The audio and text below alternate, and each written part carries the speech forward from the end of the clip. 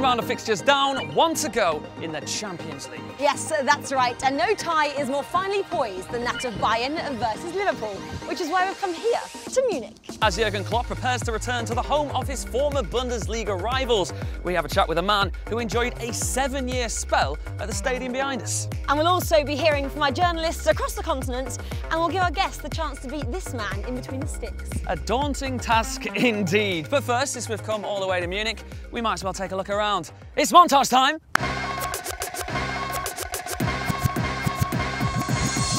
Once home to Freddie Mercury and Arnold Schwarzenegger, Munich is also the birthplace of legendary German centre-back Franz Beckenbauer. Der Kaiser captained Bayern Munich to 3 straight European Cup trophies between 1974 and 1976. They would go on to win a further 2 Champions League titles in 2001 and 2013.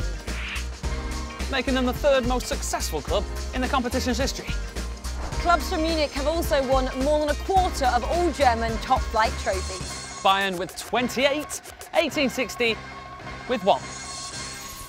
Many of the trophies mentioned were paraded on the balcony to my right, including the 3 won by today's guest. Christian Ziege is no stranger to European finals, having lifted the UEFA Cup with Bayern in 1996. He also spent a season at Anfield, but which of his former clubs will he be backing in the Champions League this year? Let's go find out.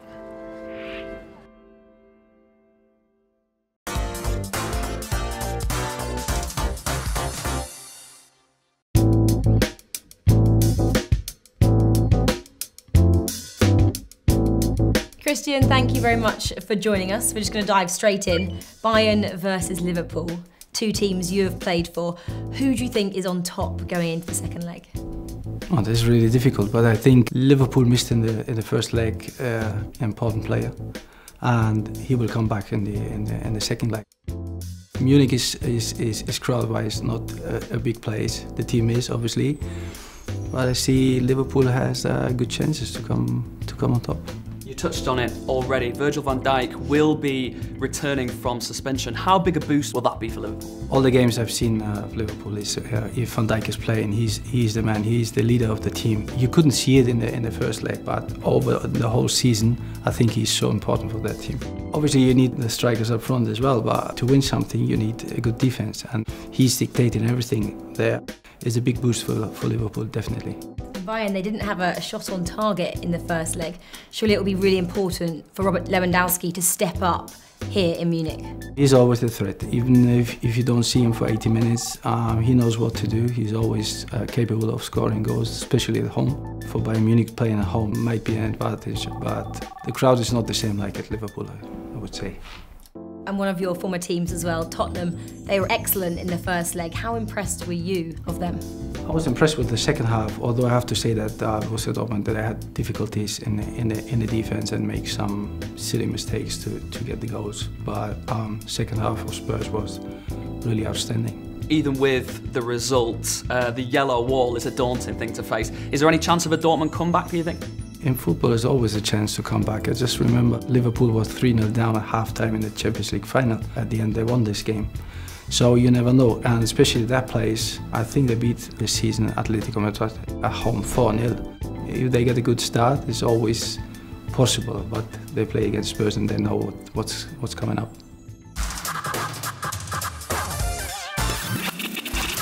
Christian, can we take you back to 1996, the UEFA Cup final? You played every minute of the 2 legs in that 5-1 win over Bordeaux. Just, I guess, explain to us how it was to win and lift that trophy.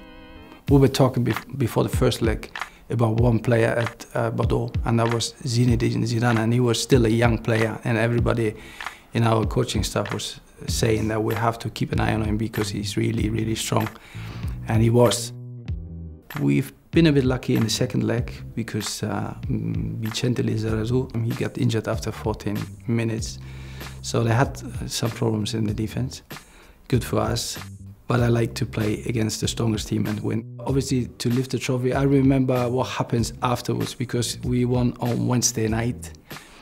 And I think we didn't go to sleep till Saturday to the next game. So it was amazing. You went on to win the Euros with the national side. Was that the best summer, the best year of your career? Yeah, definitely. We had the best season with Bayern Munich. In the league, I think we finished 6th or something. Won the UEFA Cup and then went to the European in England. Just to play the semi-final against England at their home and beat them on penalties. I'm sorry. I can't remember the result actually. Could have gone either way. It was amazing. But then you play the final and we played Czech. They went 1-0 up and we managed to come back and then scoring by golden goal. And for us was completely new. Normally you play the extra time till it's 120 minutes and then we scored the goal and the game was over. And to do so in this fantastic stadium was I can't really describe because it was the best ever happened to me. Amazing. Lovely to hear from you. Thank you so much, Christian. It's almost time to put Christian's knowledge to the test, but first, it's time for some sensible soccer.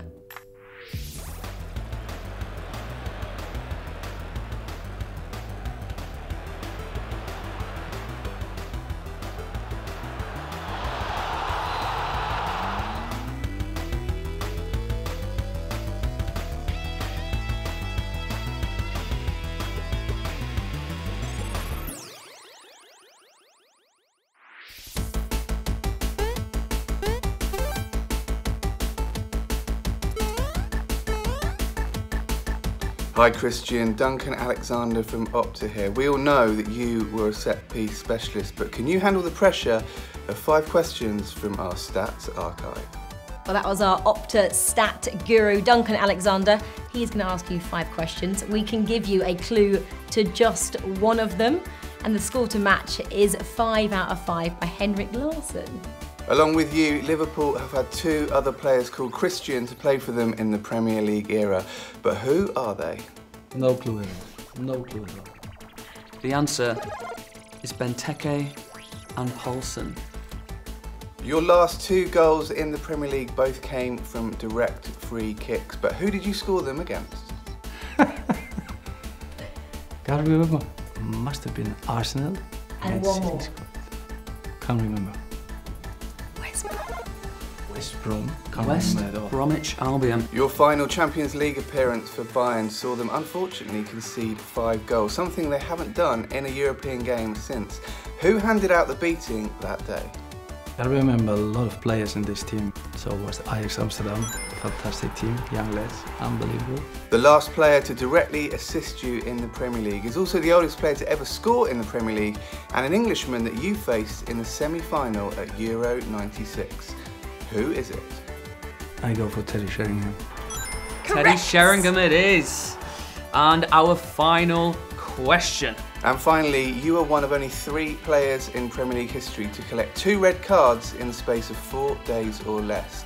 The other 2 players to do it are both very famous and French. Can you name either one of them?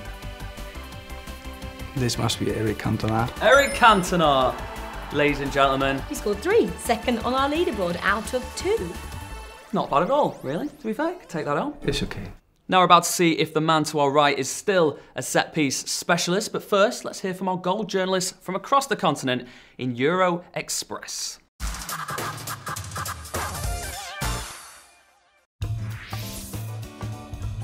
No matter what happens against Barcelona in La Liga and in the Spanish Cup, but Real Madrid are still the favourites in the Champions League against Ajax. First of all, because of the result of the first leg, but obviously because they are the current champions in Europe. For me, my result, 2-1 for Real Madrid. Even without Cavani and Neymar, Paris Saint-Germain succeeded to bring a victory back from Old Trafford, and bad news for the Red Devils. Edinson Cavani might be back for the second leg here in Parc des Princes, just behind me. As they are stronger at home, my prediction is 2-0. We totally agree with you, Sabrina. We think that PSG will finish the job at home. Yes, PSG will win 1-0, 2-0, and Kylian Mbappé will score. So I think PSG win and Kylian Mbappé to score. As we've seen several times already this season, Manchester City really can struggle when it comes to Champions League action, including in the first leg against Schalke. But given City got the 3 away goals, they're back at the Etihad Stadium. I'm backing them to win comfortably 3-0. In Madrid, Juventus have played one of the worst matches of an Allegri era. Now the mission is very complicated, but we know with Cristiano Ronaldo everything is possible. So my prediction is 3-0 for Juventus. I think Barcelona is the favorite for reaching the quarter-final of Champions League. Why? Because they have the most powerful weapon in football world, which is Lionel Messi. Until the Argentinian striker is playing for Barcelona, Barcelona will be favorite all the time.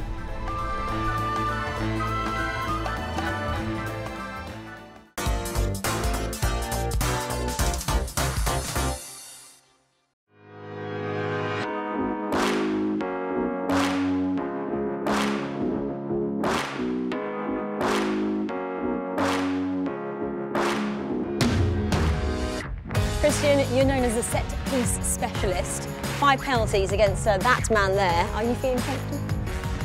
Penalties, not at all, but that will be fine. OK, let's go. Penalty 1, normal penalty worth 10 points. Grabbing.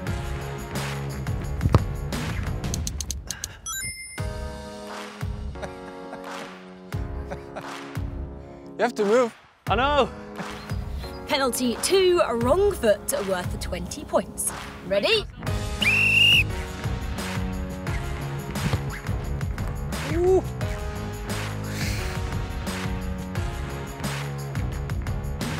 Penalty number 3, no look, 30 points.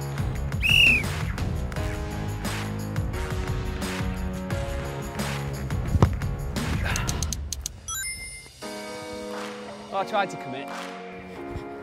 Penalty number 4, the Rabona, 40 points up for grabs. I believe in you, Ziege. Woo! Good save. Penalty number 5, the blindfolded penalty worth 50 points. Here you are.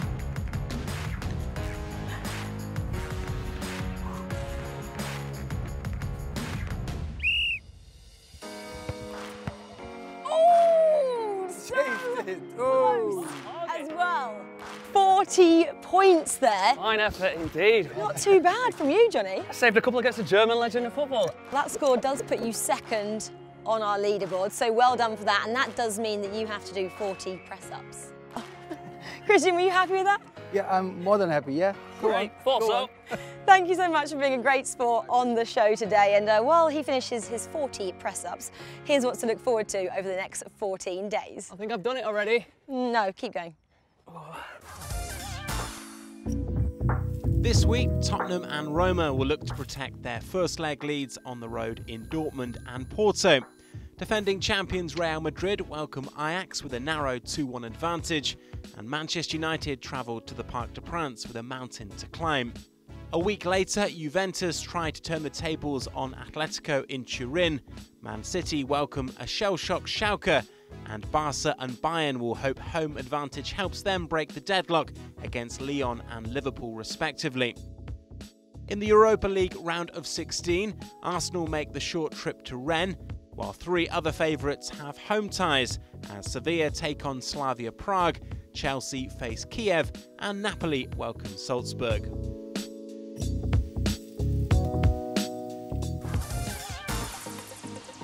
Who will break the duck between Bayern and Liverpool? Can United stage an unlikely comeback?